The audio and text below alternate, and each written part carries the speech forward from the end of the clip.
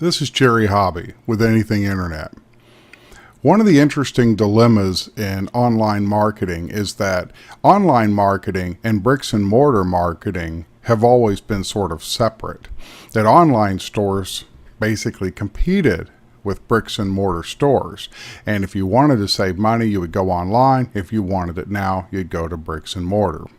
Well, enough savvy shoppers are doing online shopping, and there's enough deals, good deals, and so forth for online shopping that nowadays retailers are having real trouble keeping the sales in the bricks and mortar store. Plus, bricks and mortar companies are also putting online catalogs so that you can buy online. Well, if they're going to sell online, they need to be price competitive online. But if they're going to sell online and sell in bricks and mortar, they need to have the same prices in their bricks and mortar as they do in their online outlets. So what's happening is bricks and mortar companies are being forced to start lowering their prices in the bricks and mortar to compete with online stores. And this is a recipe for failure. It's forcing everybody to lower prices to the point to where bricks and mortars cannot afford to stay bricks and mortar. So what's happening is they offer online price guarantees and they're doing price matching, but they haven't lowered their prices as a general rule. They just have online matching. But all this stuff is starting to come to a bit of a head, that the prices for online stores and the prices for bricks and mortar stores are going to start becoming more the same because consumers are just too savvy. Well, the challenge that this presents to all of us is that if you're selling products, you're no longer competing in your neighborhood and you're no longer competing against just an online service versus doing it locally. The local stores are having low prices to compete online. The online stores are attracting more audience. And those that don't have a way to compete in this really competitive space are going out of business. It's just the natural transition. So if you own a bricks and mortar store, you're competing with thousands of other stores, whether you want to or not. And this applies to non-retail things like B2B services. If you're an attorney and you do wills and contracts and things of that nature, there's online services that compete with you as well. And you can pretend they're not there, and you can say that, well, they're not as good as doing business with us, but your customers are choosing them anyway. Whether they're better or not better, the value of shopping an online service provider is there, and that's a competitive space for you. You can be an accountant and think you're immune to all of this, but it's just not true. Accounting practices are being done in India and the Philippines, and they're being done in low-cost methods online. And are they better or not? That's from company to company and client to client, but the services are there and they're competitive. You can get real CPAs at very low prices if you're willing to use a CPA that happens to live in India, for example. The risks are there whether or not you play in the online space or not. You may or may not have an online offering, but your customers are out there and they're looking at them.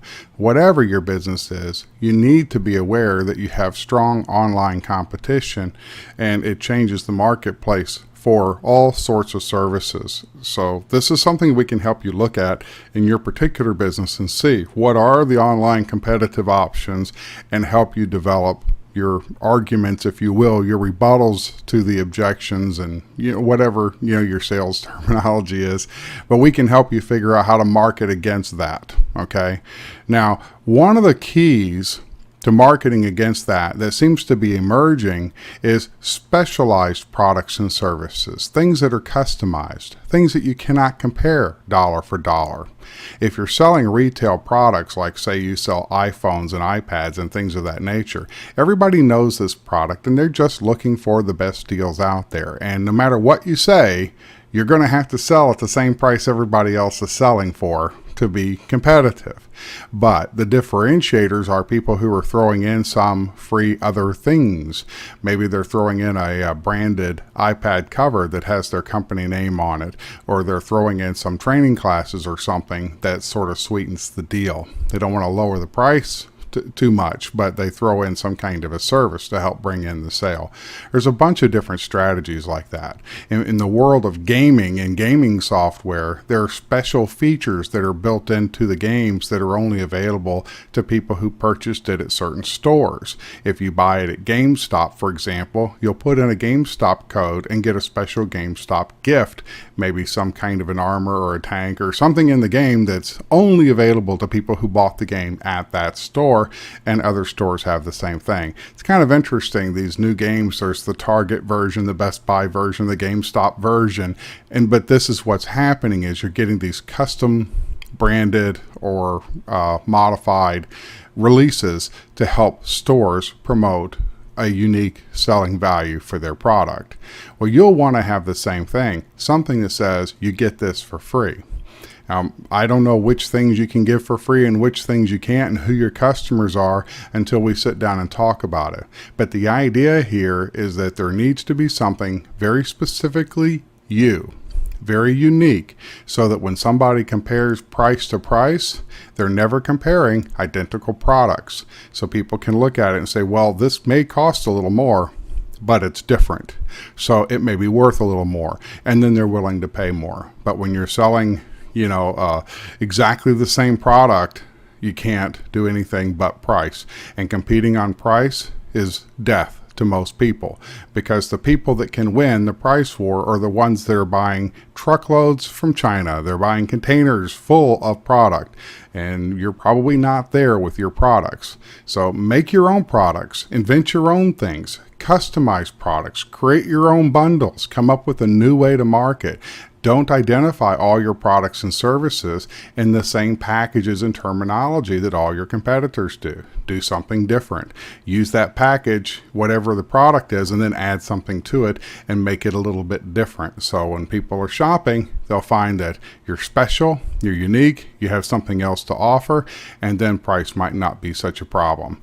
And that's why, like I saw on the TV show called Shark Tank, these people that sell ice cream, and people are paying $75 for 2 pints of ice cream. Now that's a ridiculous price. They're getting it. They're making millions in sales selling 2 pints of ice cream at $75. How do they get away with that? Set up your one-on-one appointment with me, and I'll tell you about the ice cream deal, and then I'll tell you we'll figure out what we can do for you as well. I'm Jerry Hobby with Anything Internet.